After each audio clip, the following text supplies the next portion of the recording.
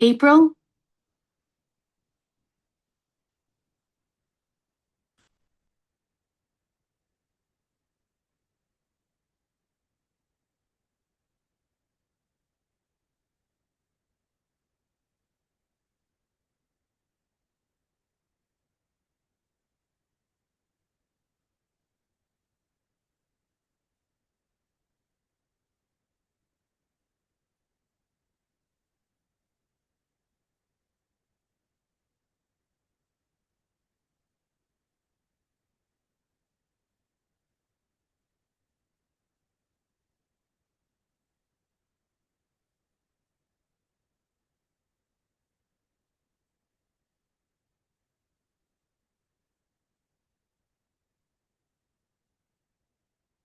April, can you hear me?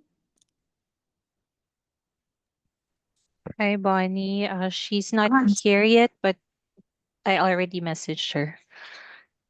Okay, all right, thank you. Thank you.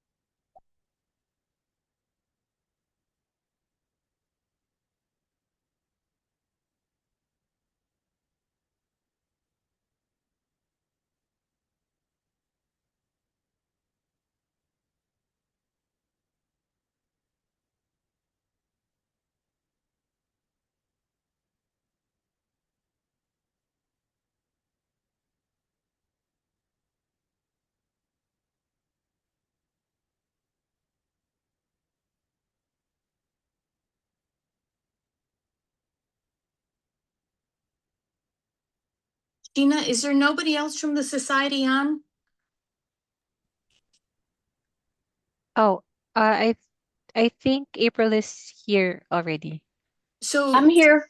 our members asked that we start it before, let people in beforehand because they're getting in late and they're stressed or whatever. That's what they said at the last town hall.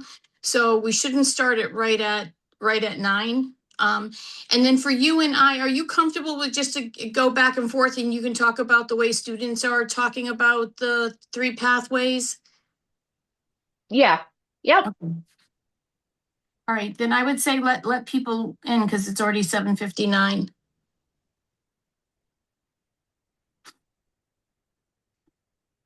Looks like they a lot of them are in.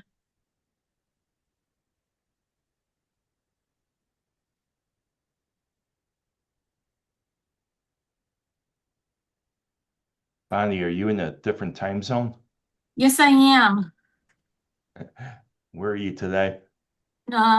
Louisiana for AICPA Council. Oh, near New Orleans. Yes, Wonderful place. Wonderful place to visit. very hot and humid right now. Oh, I can imagine. Yeah.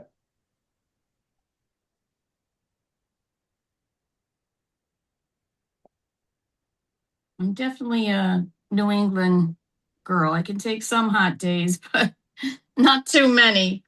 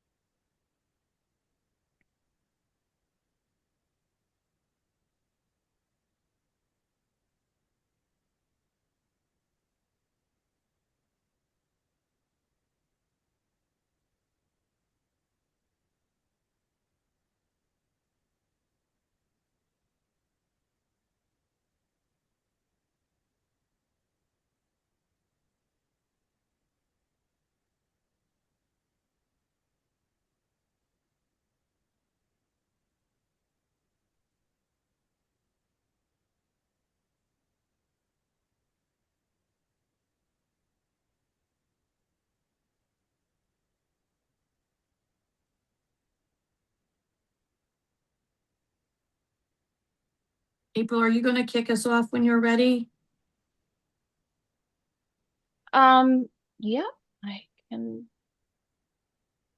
I It's can good do to that. know what to say about the polls and stuff. So that would be great. Oh, Thank you. yes, yes, of course. Just got dinging in my ears here, and trying to get some materials here. What do we got? 9:01. We want to give them a little bit more time. They're still kind of trickling in. That's fine. Whatever works for you. Yeah.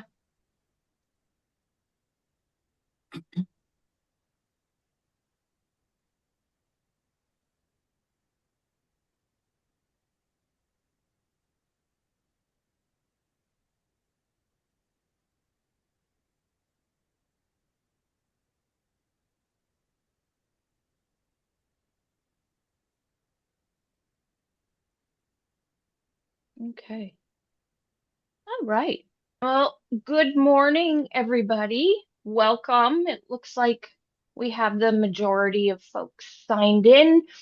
Welcome to this hot and humid day. I know Bonnie was saying it was humid where she was, but I feel like we're in Louisiana too right now with this humidity. Um, We today we have Bonnie will be speaking, I think, right, legislative. You're going to give us some legislative updates, and we're also going to talk about give you an update on the pathways, um, what's been going on with that, what we're hearing from students, educators. So I think we should just kick it off. There's a lot of information to share. Oh, I'm sorry, polls. That's why you wanted me to introduce. Just a reminder that we do have polls, so make sure you're here, you respond to the polls. That way you get your CPE. And if you have questions, feel free either send them in the chat or use your little hand, raise your hand. and we'll get to you as we see them. I think that's it. Bonnie, you want to take it away? Sure. I am thrilled to say that the legislative session ended not last week, but the week before. But more than 400 bills passed in the last few days of session, and many of them have amendments. Others are just part of a large consent calendar where things are just flying. So we've done our best to pull together all of the bills that we were working on, others that we were tracking to make sure no modifications were made, others where we were part of a coalition where there were a number of people working together to give you a good sense of what happened this session. There was a lot of things that happened, and a number of the bills are, we call them aircraft carriers at the Capitol, but they're omnibus bills with a lot of things in them. And you have to go through literally line by line. And some of them are 600 pages long. And if you're lucky, others are only 100 pages long. But I want to let you know that we will provide you with greater detail on all of these measures so you have a complete understanding. Probably in a couple of weeks by the time we dive through everything. So we'll have a document available to you before too long. And we'll also have another session like we did last year, a CPE session that is a little bit longer, and we bring in experts to talk about the different provisions. So at that meeting, we probably will have Chris Davis from CBIA, who took the lead on the AI and data breach, all of the technology bills, because those impact you. We will have somebody else come in and speak to the tax bills in more detail. And I will cover some of the other measures that I'm going to touch on with you today that impact CPAs specifically in a certain way, such as the State Board of Accountancy and things like that. But for today, I'm going to touch on those key measures that either did or did not pass during the 2026 session. And I apologize, there's just so much that I am speaking to you via my iPhone while on my iPad. So we'll kick it off with the budget. That was a hot topic and something our organization got deeply involved in with the attempts to try to control the budget when we had those huge deficits. And I have to say, under Governor Malloy, certain measures were put in place and have done a good job of trying to get the ship righted. And we've made significant progress. We've actually had some really good monies in our rainy day fund. And when we have those, we transfer them over because of a volatility cap that we put in place. But this year, there was a lot of pressure to put funding towards other things and take them out from underneath our spending cap. So there were some changes that I would say Connecticut as a whole thought dollars were needed, but were very concerned in the end that changes were made where the volatility cap was concerned and spending cap, et cetera. So in the end, we have an absolutely huge budget. Governor Lamont proposed a budget of $28.7 billion in total spending and invests $190 million in education, which was a big issue, especially for towns where there's concerns regarding property taxes. Another $100 million to municipalities, and then $80 million towards Medicaid deficiencies, which is a big issue for the hospitals and for those of us who pay for private insurance for ourselves or our employees. We end up picking up a lot of those. We subsidize the Medicaid program through our insurance premiums. So it was nice to see some of those dollars allocated to places where it could impact our taxes and or premiums, helping us out in some other areas. In terms of the volatility cap itself, the governor authorized the use of $813.7 million,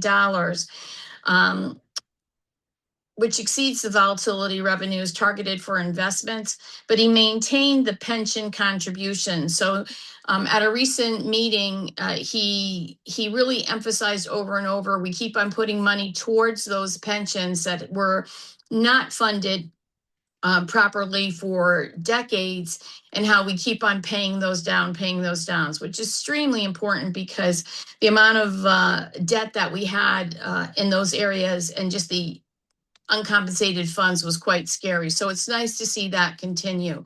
So kudos to the legislature and the governor for doing that.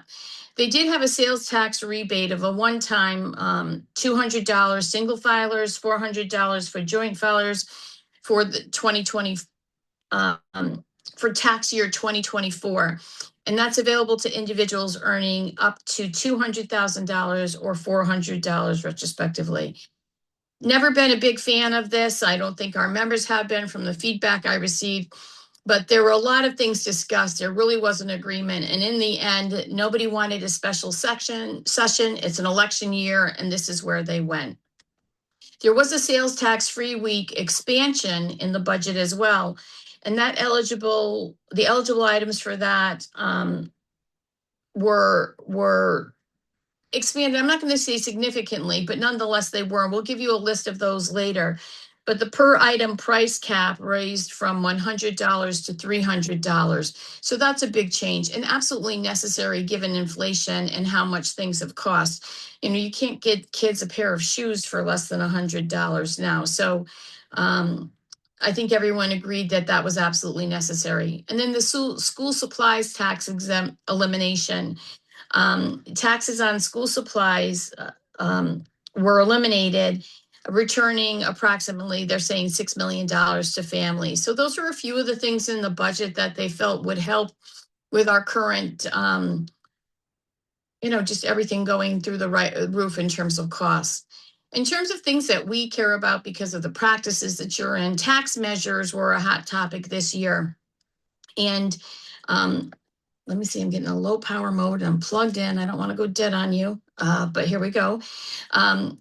R&D tax credit was expanded. It was expanded to research and development tax credits for small businesses.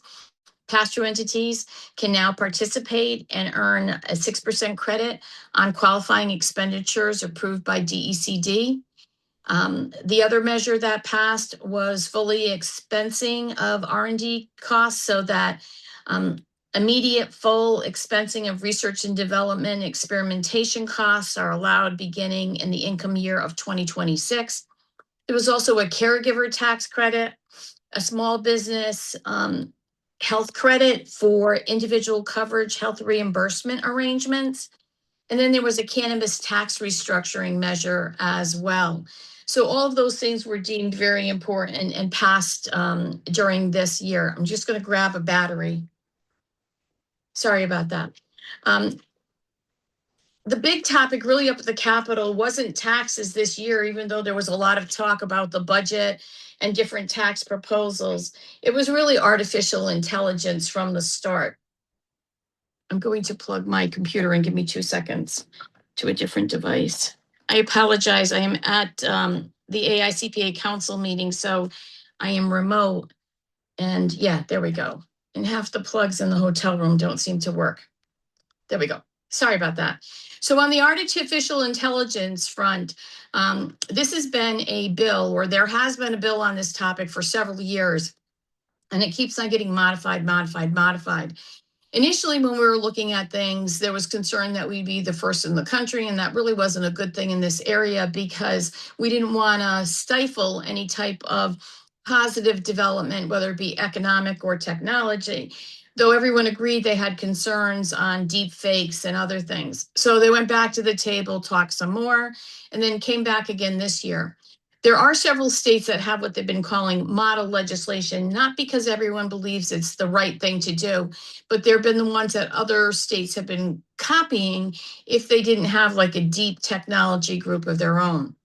In Connecticut, we have a senator that actually leads the AI task force for the National Council of State Legislators, and that's James Maroney out of Milford.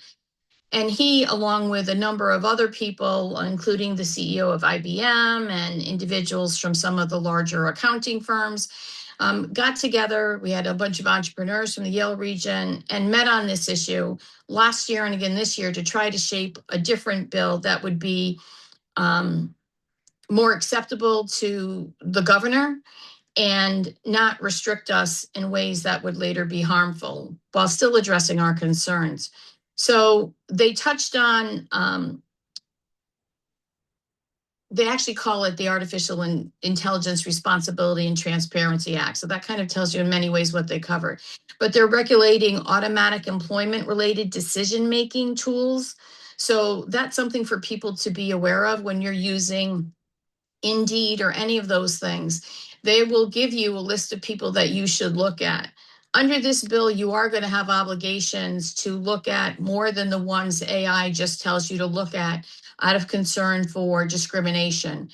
So we want to prevent that, the governor said, the legislator said. So there's some specific things regarding AI when it comes to hiring, promotion, terminating, and any decisions regarding any obligations for the employees or that the employer has as well.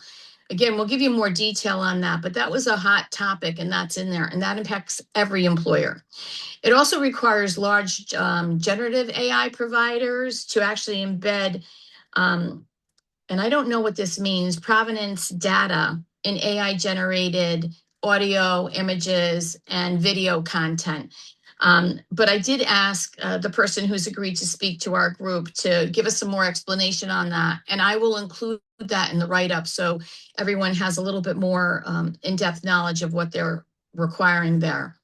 They also established a pilot program for independent third-party AI verification organizations. It creates a Connecticut AI Academy for workforce development, which I think is that one's actually good, that they'll be actually building curriculum that people will be able to use. It mandates AI-related layoff disclosures and state agency AI impact assessments. That was something that the unions pushed for very hard. It adds AI to K through 12 computer science curricula. It plans a regulatory sandbox, is what they call it up at the Capitol, for AI product testing. And it enforces exclusivity by the AG under CUTPA. This is a good thing. CUTPA is not a good thing because that's treble damages. But initially, one of our biggest concerns was that they were going to have a private right of action in this measure. And that's always a problem. You know, people bring lawsuits because you have a disgruntled employee, somebody who's angry about some decision you've made, and then you lose even if you win a case because you have to pay to defend yourselves. So not having that in there was extremely important to us, who were very happy that the right of action was removed. There's a lot in this measure and more will be coming out in greater detail. But if somebody wants something sooner than we're ready to write up our own description, I can send you the Office of Legislative Research's detailed analysis on the measure. Just shoot us an email and I will get that to you. In terms of data privacy, that's another big issue for us. Consumer data privacy and data broker regulation is what this bill was all about, Senate Bill 4. And it establishes a registry for data brokers and it creates a one-click deletion mechanism so consumers can remove their personal data from all broker databases. Connecticut's the second state to do this. California's already done it, but because of that, we're going to run into some kinks as this is happening. So just be aware of it. It does ban the sale of precise geolocation data, concerns regarding stalking. So they said, not going to permit that. It regulates the use of facial recognition in technology. That was a big one. I understand that it happens quite a bit in retail establishments and many other places. So that one was a hot topic during the session and included in this measure. It addresses surveillance and personalized pricing. And it also carves out from this measure certain institutions. So as they've moved along on different things like this, we've made sure that we've been carved out in the past by being part of an organization that's covered by GLB, the Graham-Leach-Bliley Act. Unfortunately, they made modifications this year and they said that not only were they going to make some modifications in terms of the size of companies impacted. So they went from companies processing data from 100,000 people down to 35,000 people. But they also changed, we used to have this blanket GLB carve out. They've changed it now so that it's a data level exemption. So information that is actually GLB data, personal financial information regulated under that, is still exempt. So you have no worries about that. However, the CPA community really has been handled a two-part structure that we have to deal with, because while the personal financial information is all taken care of, there is a narrow new entity level exemption, and we are not part of that because that covers banks, insurance agents, brokers, dealers, the insurance community as a whole, and investment advisors. But it does not go beyond that to all the other financial professionals, including accounting, the way it used to when it comes to things such as your personnel records, your employee records. If you're at a bank, you're set. You don't have to worry about what you're doing with that non-financial data. But if you're not at a bank or an insurance company for the most part, then everyone needs to be aware of this measure, because you are impacted from and everything other than financial data perspective. So just something to be aware of. On the labor front, there was an omnibus labor bill. Most of it's not of concern to our members. It covers wage and pay transparency, employment agreements, worker safety, compensation, construction and public works, teacher termination.